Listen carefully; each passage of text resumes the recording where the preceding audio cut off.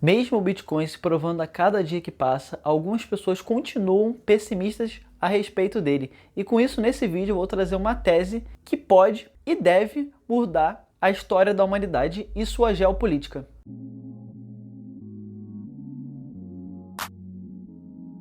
Para quem não me conhece, meu nome é Lucas Assunção e aqui vamos falar sobre mercado financeiro, economia, política e muito mais. Mas antes de começar o vídeo, eu quero convidar a todos para a minha Masterclass que eu vou fazer aqui no YouTube no dia 11 de janeiro, às 8 horas da noite, com um tema sobre o porquê você deve investir em Bitcoin. Espero ver todos lá. E deixa aqui também nos comentários a resposta para a seguinte pergunta: será que o Bitcoin vai acabar com os países como nós conhecemos? Ele vai mudar as nações? Deixa aqui nos comentários a resposta sobre essa pergunta aqui antes de assistir esse vídeo aqui. Antes de entender o Bitcoin, a gente precisa entender o conceito de moeda e vamos entender o conceito histórico. A moeda começou como uma unidade de troca. É assim que é vista como é uma moeda. Ela é uma unidade de troca. Esse é um fator super importante. E a primeira unidade de troca global que teve foi o ouro e a prata. Parece que houve uma hegemonia global da humanidade que escolheu o ouro de forma unânime. Não teve nenhum governo, ninguém que falou que o ouro precisava ser a moeda. Não, a humanidade simplesmente escolheu ela. Isso é muito importante também entender do ouro. Por que o ouro? Ele possui alguns fatores históricos que eu já expliquei, assista esse vídeo, porque dá investir em ouro. E a outra utilidade da moeda é ser um meio de conta. Mas a principal função da moeda é ela ser uma unidade de troca. Isso aqui é super importante. O segundo fator é ela ser um meio de conta. Como é que você pode contabilizar, fazer a contabilidade da empresa, fazer a contabilidade de quanto você tem que vender, do preço dos seus produtos ou serviços, se você não souber como precificar ele? Então você precisa ter um meio de conta. E o terceiro fator fundamental é reserva de valor. De que adianta você ter uma moeda, sendo que ela desvaloriza a cada dia que passa? Os preços vão aumentar todos os dias, a moeda vai perder valor e assim você cria um colapso na economia onde essa moeda está sendo negociada. O ouro possui todas essas três características. Então as pessoas começaram a segurar mais o ouro. E o ouro possui a característica de quê? Dele ser deflacionário. Ele possui uma quantidade limitada, assim como o Bitcoin. O Bitcoin tem uma quantidade matemática, só vão existir 21 milhões de Bitcoins. Nem mais, nem menos. Assim como o ouro, a gente não sabe a quantidade que existe no planeta, mas sabe que ele é limitado. As pessoas, sabendo dessa informação, começam a quê? Segurar o ouro, porque sabe que ele vai manter o valor de compra delas. Elas começam a procurar outras moedas com essas características. Encontraram isso na prata, que foi uma moeda para substituir o ouro, mas não foi uma substituição necessária, mas simplesmente porque o ouro é uma moeda mais forte do que a prata. Uma moeda, né? Um meio de troca mais forte do que a prata. Então as pessoas tendem a utilizar como meio de troca a moeda mais fraca e preservar a moeda mais forte. É a mesma coisa que está acontecendo com o Bitcoin. As pessoas têm a característica de hold. O que é o hold do Bitcoin? Segurar o Bitcoin e transacionar com outras moedas. Porque o Bitcoin, além dele pode ser considerado meio de troca, já tem até alguns países negociando, vamos entrar nessa questão, ele é uma unidade de conta. Como assim uma unidade de conta? Sim, uma unidade de conta no ecossistema de criptomoedas. Muitas criptomoedas já são precificadas em Bitcoin. Um Ethereum, só um exemplo, um Ethereum equivale a 0,1 Bitcoin. Um Litecoin equivale a 0,0001 Bitcoin. Então ele já está sendo uma unidade de conta para outras criptomoedas, para as altcoins, que são criptomoedas alternativas. E uma reserva de valor. O Bitcoin é totalmente uma reserva de valor pela escassez matemática dele. E por conta dessas características, as pessoas seguram o Bitcoin com a mesma dinâmica do ouro. Começam a segurar o ouro e começam a transacionar moedas mais fracas. É isso que está acontecendo atualmente na nossa geopolítica e na nossa economia. As pessoas estão segurando os bitcoins e estão gastando seus dólares. Então, se por isso você me perguntasse, o que você prefere gastar, Bitcoin ou dólar? Vou responder na hora, dólar. Mas como assim? Dólar é moeda de reserva internacional, moeda de transação internacional, mas isso é hoje. Ninguém garante que ele vai ser daqui a 10 anos, 20, 30.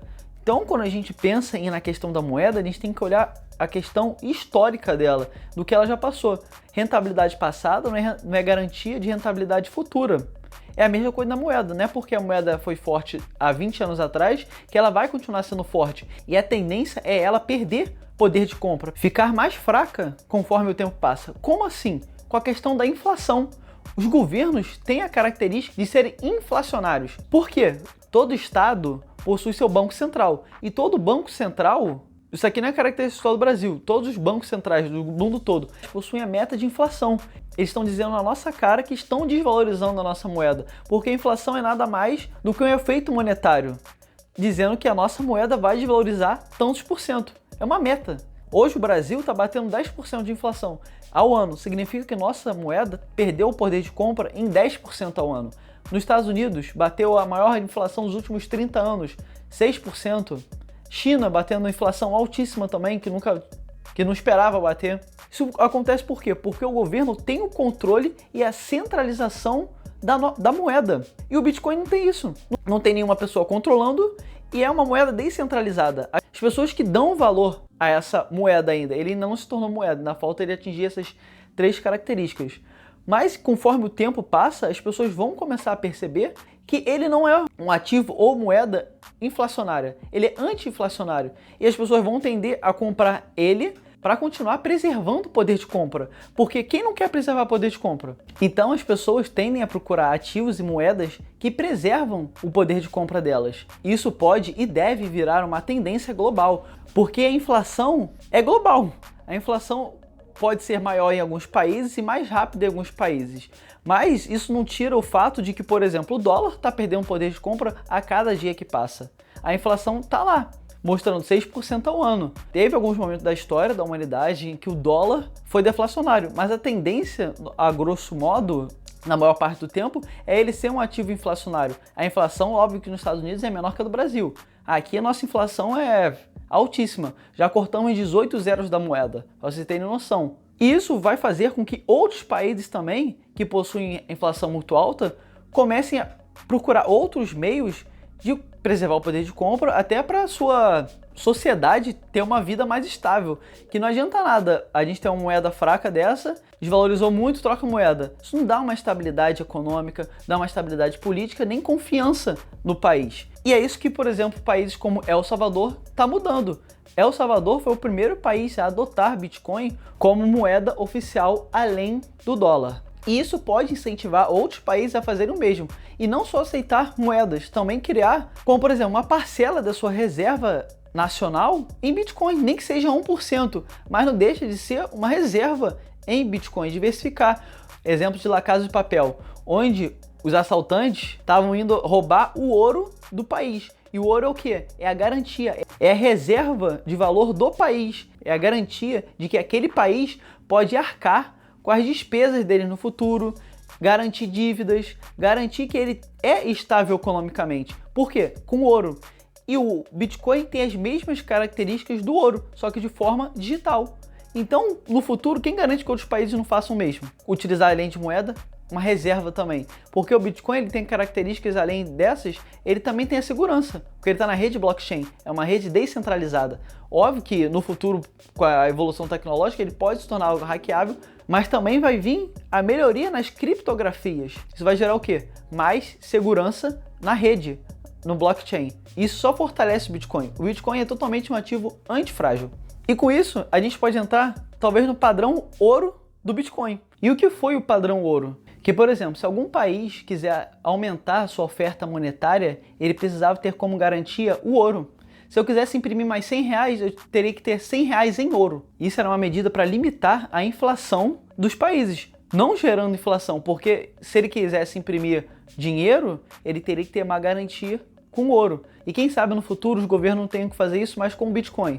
Ah, para imprimir mais moeda eu preciso ter uma garantia de tantos Bitcoins equivalentes. Não se sabe, pode se tornar. Deixa aqui nos comentários se você acha que vai se tornar. E agora vocês entenderam a pergunta que eu fiz. Fez sentido? Deixa aqui nos comentários também. Além disso, eu só estou falando da questão da moeda e da geopolítica. Não estou falando da questão de investimentos, mercado financeiro, outros ativos, que isso tudo influencia. Se vocês quiserem que eu faça um vídeo mais específico, falando sobre outros temas, até com o Ethereum, as altcoins e como elas podem mudar esse cenário todo, o mercado financeiro, economia e tudo mais, deixa aqui nos comentários também. Então, galera, é isso. Espero que vocês tenham entendido o que é a geopolítica do Bitcoin e como ela deve mudar a nossa geração e a humanidade, a história da humanidade. Não esqueça de deixar o like, se inscrever e ativar o sininho para continuar acompanhando mais conteúdos como esse. Nos vemos no próximo.